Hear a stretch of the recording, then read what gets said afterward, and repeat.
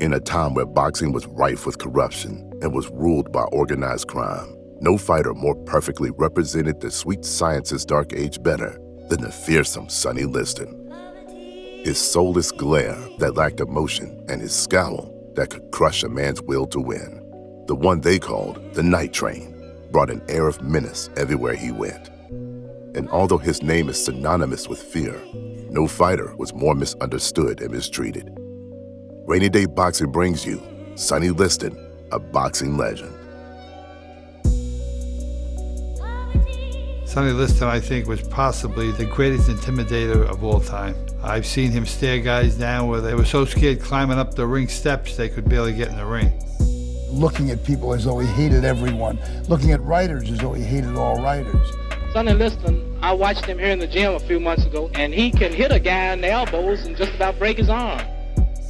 Liston would serve time for armed robbery and later for beating up a cop. He'd been arrested more than 100 times. His manager was tied to organized crime. And one thing more, Liston could fight like hell.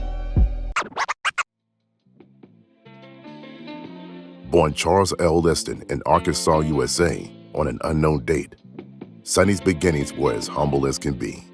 He was the 24th of 25 children.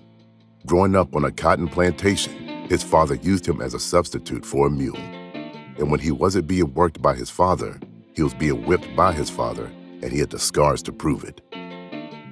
Sonny came up under probably the poorest kind of financial conditions that you could imagine. Developed his tremendous physique working in the cotton fields as barely a teenager. Liston said, "We grew up with few clothes, no shoes, little to eat. My father worked me hard and whooped me hard." I realized what this guy's life was like, beaten every day by his father and had welts on his back the rest of his life. And the mule dies. And the father, who used to beat the crap out of him anyway, constantly, says, "You're the mule." And he's the mule trotting the furrows in the field. You know, he said, "Dad, I'm not taking this crap anymore." At the young age of 13, Sonny mustered up the courage to leave his abusive father. All alone, he hitchhiked to St. Louis to reunite with his mother. But Sonny, not having the ability to read or write, had almost nothing going for him at his new schools. So he took to the mean streets of St. Louis, where his tremendously stocky physique and appearance of a man gained him fear and respect, and eventually led him to a life of crime. He said he was in school. They were smaller kids, and they would make fun of him because he was so big. He eventually started playing hooky and dropping out and not going to class, and his formal education didn't get very far. He was at the dark side of St. Louis at the time, the real poor section, and he saw how the poor people got money. He winds up getting into trouble. He's a big guy, and his size is intimidating. And I think what he discovers when he's a teenager is that his size can be intimidating, and he can maybe use that to his advantage. As a teenager, Liston had racked up charges of larceny and armed robbery and was known to the police as a Nixie fighter, a man not afraid to fight the cops. Eventually, every police car in St. Louis had a picture of Liston taped to their sun visors. The man had a target on his back. A serious prison record, armed robbery, assaults on police officers. Sonny Liston was the most threatening guy around. In 1956, in a brawl with a police officer, the cop wound up with a broken knee, and Sonny managed to run off with the cop's gun and a cap. Then, after his release, he wound up in another fight with a policeman, wound up putting him upside down in a trash barrel. After he busted the cop's leg in St. Louis, he was a branded man. The word had gone out, harass this guy, put the screws to him wherever you get the chance. Sonny Liston, after some minor infractions, went to the big time. He went to rob a gas station, he went to rob a restaurant. After Sonny was tried, he got 5 years in jail. That was the sentence for armed robbery at the time. And he went to the penitentiary in Jefferson, which was a really tough place. Time magazine called it the bloodiest 47 acres in America. Gangs ruled it. There were fights all the time. Guards were afraid to patrol some of the D blocks. But his sentence soon turned into a blessing in disguise, as he was able to thrive in the prison boxing program. Even in the United States' most infamous prison at the time, Liston was the most feared man on the block. They couldn't get anybody to fight him by himself. They had to put 2 or 3 in the ring with him to get him any kind of exercise. So I knew he had to be a very strong, powerful man. This guy was a headbreaker. That's how he went to prison. And in prison, he was a headbreaker. He was feared. After defeating every man who dared to challenge him, his reputation found its way to some of the mafia's head honchos who served as the underworld commissioners of boxing. His potential in the boxing world and mob connections helped get him an early parole, and also on the outside landed Sonny a job as a mafia leg breaker. Frankie Carbo, a former professional killer for Murder Incorporated, now ruled the boxing game from the shadows and was now the undercover manager of Sonny Liston. As of December 1960, Sonny Liston was controlled by powerful racketeer groups under the leadership of Frank Carbo, Mr. Gray, the superintendent, one of the most feared gunmen of the Prohibition era, and the undisputed czar of the professional sport. Have you ever threatened any manager or boxer or promoter for not carrying out any wishes? I respectfully decline to answer the question on the ground that I cannot be compelled to be a witness against myself. When he wasn't boxing, Liston's new boss made sure he was available for other work. Laborers got out of line. Sonny was the guy that roughed them up. He would collect money for loan sharks and numbers writers. And they involved him to enforce their strikes, their collection of debts, and any other little job that needed to be done.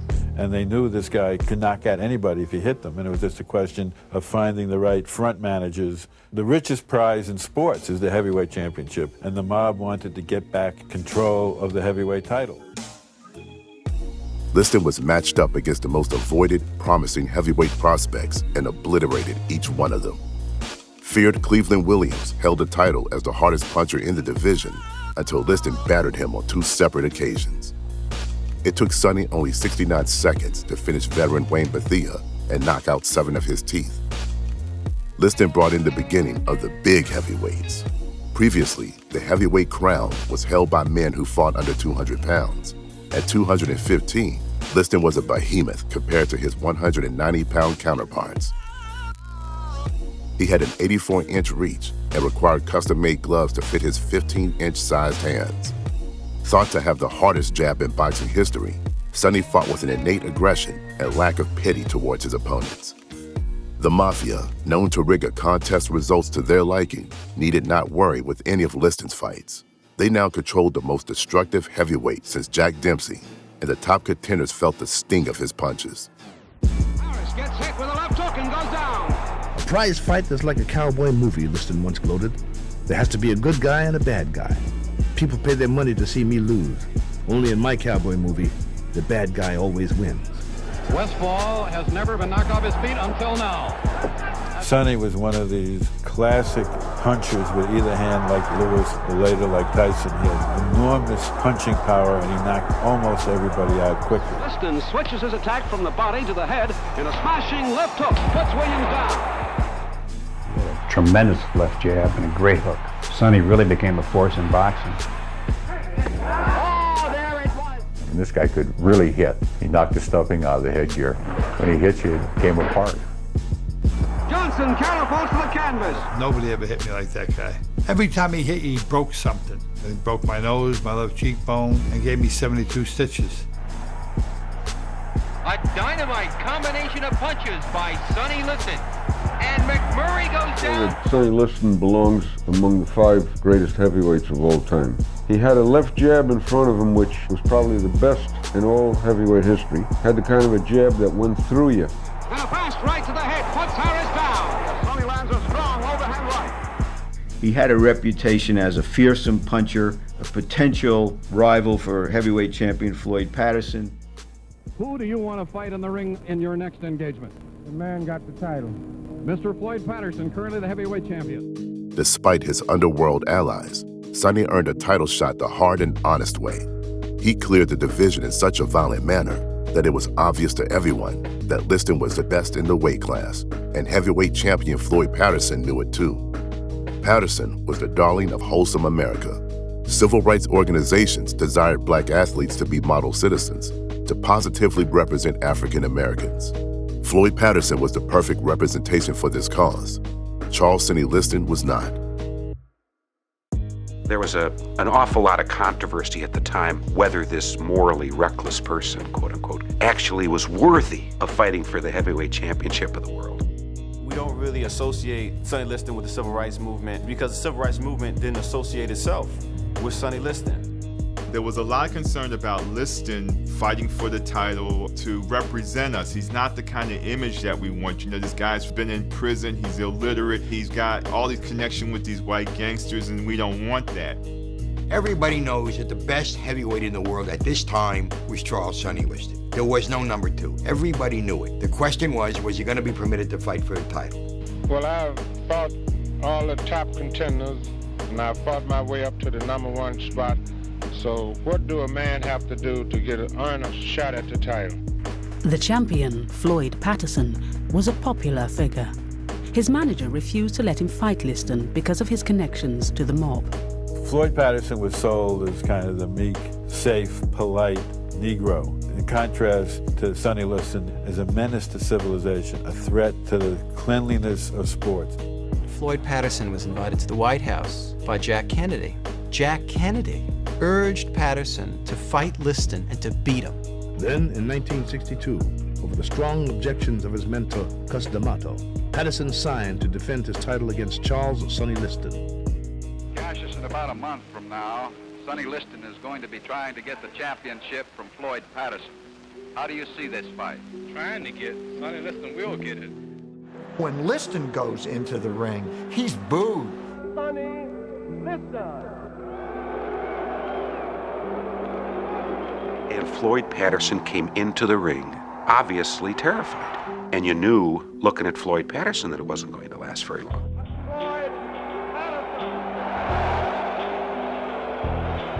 Sonny Liston moves out to face the big chance of his 28 years of a turbulent life.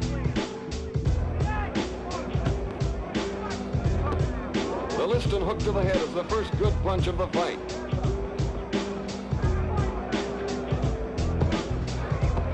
And Liston gets to him against the ropes with lefts and rights. Ties him up, won't let him get away. Liston with a left, a short right to the body, a left hook, and Patterson is down. Sonny Liston destroyed Floyd Patterson at 2 minutes and 6 seconds of the first round. It was a slaughter, and Sonny Liston wins the heavyweight championship of the world. The stadium was eerily quiet, almost funereal. And in the oversimplified world of boxing, evil has just defeated good. The public would let bygones be bygones, that I would be a good champ, maybe a better champ than he was, either just as good a champ as he was. Against all odds, Sonny achieved what he set out to do, and all he wanted now was a second chance, to live a respectable life and not be seen as a criminal. But nothing changed. The morning after the fight, Sonny flies back to Philadelphia. He believes he has wiped the slate clean, preparing a speech where he's promising to be a good champion, and he just assumes that the mayor is going to be there and there's going to be a big parade. He at least thought he would come home to a hero's welcome. And the plane landed in Philadelphia, and he was hoping to see hundreds or maybe even thousands of people on the tarmac. You know, welcome home, champ. The usual thing that you see happening with championship fighters coming home. And there was nobody. You know, this guy who was waiting for his great moment in life saw that nothing had happened. No one had come to greet him, and his shoulders just slumped. The feeling of hope, of acceptance into the greater world, vanished in an instant. A lot of people feel that that really crushed him emotionally, and that he never really recovered from that disappointment, or really the realization that it didn't make any difference what Sonny Liston did. The rest of his life, he was always going to be branded as a bad guy. Sonny's desires to be a good person was crushed along with his dream to be accepted by the public. To the world, he was just an uneducated Southern Negro, and that intimidated them. The press labeled him as a jungle beast and latter-day caveman. It was then that Liston embraced the role of a villain. Sonny was uncomfortable dealing with the press, so he'd usually answer a question with one word or an angry stare. The Sonny Liston stare it became known as. Who asked the question? Are you over there? If he didn't like a question, he would just sit there and look at you, or he would tell you it's a stupid question and not answer it. He was also very intimidating. He was suspicious of everyone. He didn't like reporters. Who do you expect your next real fight to be with? Haven't I been having real ones? After watching you spar today, it seems that you plan a vastly increased use of your right hand. Is this true? I'm planning on using both of them. Both of them? Right. Newspapers painted him as a bad fella, but for people that are around him and people he knew and liked, he was a good fella. He'd do anything for you. The problem was his name began to appear on the front pages of the newspaper more than in the sports sections of the newspaper. The Denver police harassed Sonny Liston, and I thought treated him very bad. If he would step 1 foot onto the golf course where he ran, I was with him. They were there to give him a ticket on it. Went in one of these drive-through hamburger joints and came out the entrance instead of the exit. Suddenly there's 2 police cars there. Even after he became champion, the police, they went right on harassing him. Petty things, picking him up for standing on a street corner talking to someone. For Sonny, the last straw is when they picked him up in the park for driving too slowly.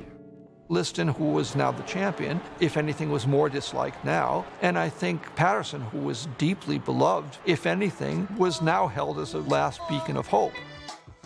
A year after winning the title, Patterson mistakenly asked Liston for a rematch. Sonny obliged him.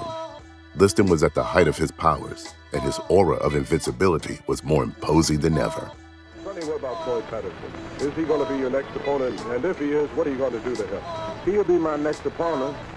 What I'm going to do to him in the next fight, what happened in the first one.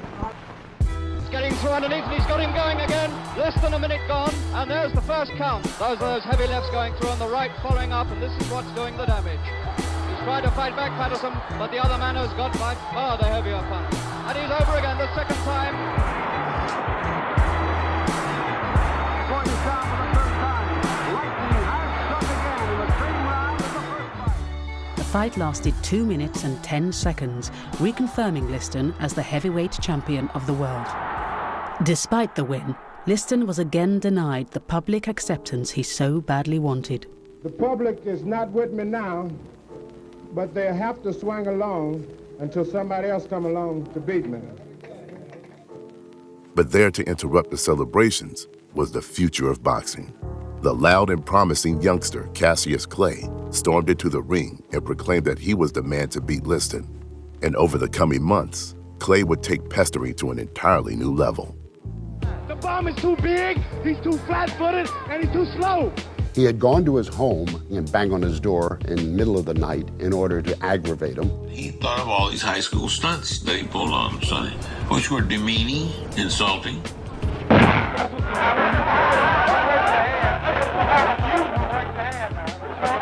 And he starts screaming, "Chump, chump, I'm gonna get you." And he's screaming for everybody to hear. Liston finally looks up in that baleful stare of his, pulls out a gun and bang, bang, bang, bang. And Clay runs out as fast as he ever could. It was blanks, and Liston roared for an hour. Don't you have any respect for him at all, as a fighter? As a fighter, I think he should be locked up for impersonating a fighter. Liston said, "Why not?" He said, "I'm gonna kill him. It's gonna take me a round and a half." Sonny Liston took the fight because he thought he could destroy Cassius Clay. Well, do you think it'll end in 2? Well, you can bet your life it ain't going 4. From the outset, it's obvious that Liston is underestimated Clay's ability. All over, body, head, and right hand. The best punch of the fight so far. Then he started to take Sonny apart. Pop, pop, pop, pop. Here was a finely tuned, magnificent young athlete in front of him. Sonny suddenly realized, wow, this is something I've never been up against in the ring. Sonny, flat-footed stance most of the time. Easy target, easy. Another jarring right hand that time, folks. Another one. Sonny wobbled. Sonny wobbled. Cassius has him hurt.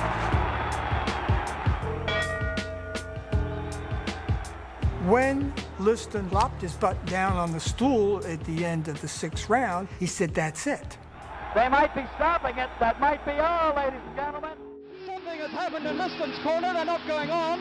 And Clay has won. Sonny, a man who took great pride in being the baddest man in the world, no longer was. And there, at his lowest moment, was the press, as merciless as ever, descended upon Liston while he was down. Reporters came at him hard like a group of vultures. The press was saying Sonny was a dog, Sonny was a quitter. It only added to his bad reputation, not as an individual, but as a fighter.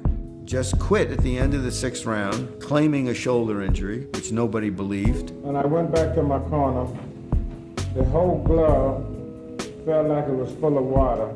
And he was deeply ashamed. This was the thing that gave Sonny his identity. He was the toughest guy in the world. And suddenly he woke up one morning and he wasn't the toughest guy in the world. So he decided to do something about it. The night of the infamous Phantom Punch, and perhaps the most controversial moment in boxing history, Liston was floored by what seemed to be a harmless punch.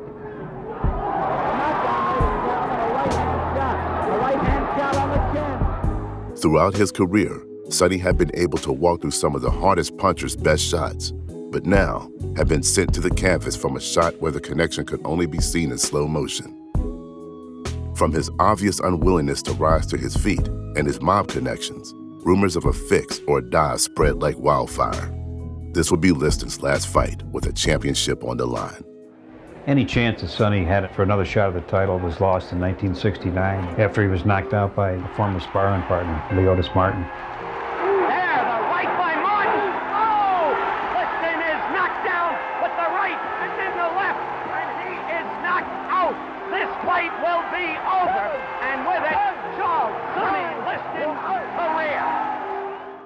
The cold fact is it will be harder than ever, Sonny, to go all the way up the trail after this defeat. Yes, it would. But I have to tank it over here. Sonny had one last bout against Chuck Wepner, where he made only $13,000, $10,000 to repay a loan, and the remaining amount paid to his cornermen. By this time, Sonny had relocated to Vegas, a mob-run town that wouldn't look down upon him. Almost none of his career earnings left. Liston found his way back to his old life as mafia debt collector. He was also seen associating with more and more criminal figures, who Sonny would eventually fall out of favor with. There were all kinds of allegations as to what Sonny was doing. There were those that say he was pushing heroin, doing the same kind of things, associating with the same kind of people he always had. A lot of people didn't want to have anything to do with Sonny at that point. They was scared about how far off the edge he was going. Friends of his were told Sonny's hanging out with the wrong folks. There's a drug deal going down and Sonny's involved in it. He was an accident waiting to happen. Sonny Liston was found dead today in his home in Las Vegas, Nevada. On January 5th, 1971, after leaving her husband alone in the house over the Christmas holidays, Geraldine Liston returned to find Sonny slumped over, heavily bloated, and in an advanced state of decomposition. With heroin in his system, it was ruled that Sonny died of natural causes. But Liston's fear of needles questioned that ruling and left theories of foul play. So many people wanted Sonny dead. The only question is who got to him first. He had gotten involved, muscling in on somebody's loan sharking business, and that he was murdered over this dispute. Most people in Las Vegas think he was given what they call a hot shot by some element of the mob. But was it self-inflicted or was it administered by someone else? Some people saying that he was getting too big for his britches. He was trying to muscle in on some of the underground characters he was working for, and they decided that this was the way to dispose of Sonny. As forceful a presence as Liston was inside the ring, he remained a mystery outside of it, even in death. The exact date of his birth is unknown, and fittingly, we're unsure the day he died. The mysteries and conspiracies that surround his death will never be solved now, but a natural death just seems an unlikely ending to the Liston story. He was a tragic figure who lived a tragic life, but his story wasn't without triumph. His beginnings were as low and muddy as can be, yet he rose to the peak of society and soared like a shooting star. All he desired to do was live a normal, peaceful life, but he was unfortunately never able to do so. Sadly, being misunderstood by the world is what pushed Liston into a life he didn't want to live. For such a powerful man, he had very little power over his own life. Throughout his career, he was given identities that he desperately tried to shake off. He was an illiterate, an ex-con, a leg breaker, and without a doubt, the most intimidating heavyweight champion of all time. I don't think the general public ever knew the real Sonny Liston. They knew the persona, the thug-like guy. He wasn't really that. That was a front. That was like what he needed to protect himself. Deep inside, he was misunderstood and sensitive and wounded, and that rejection, that denial of a second chance to prove himself, hurt him the rest of his life. Sonny was one of the most charming people I've ever known in sports, but he didn't share it with people because he had been burnt so often. He was very cuddly and affectionate. I never saw that side of Sonny that's been described as so menacing. He just wasn't like that. He was a fun-loving person. Sonny was spectacular with little children and old people because they were non-threatening. Go on, Betty, give the man a kiss. And he was like a father figure to me. Little things he wanted to impart with me about behaving. For me, he really wanted to make certain I stayed out of trouble. He's a good man and he's a kind man and worthy of a chance to contribute to society. Now, if you should win the championship, do you have any plans on what you're going to do after that? I would like to work with the kids in the youth centers and everything. They need help, huh? Yes, they do. If you enjoyed this video, don't forget to hit the like button, share it with your friends, and subscribe.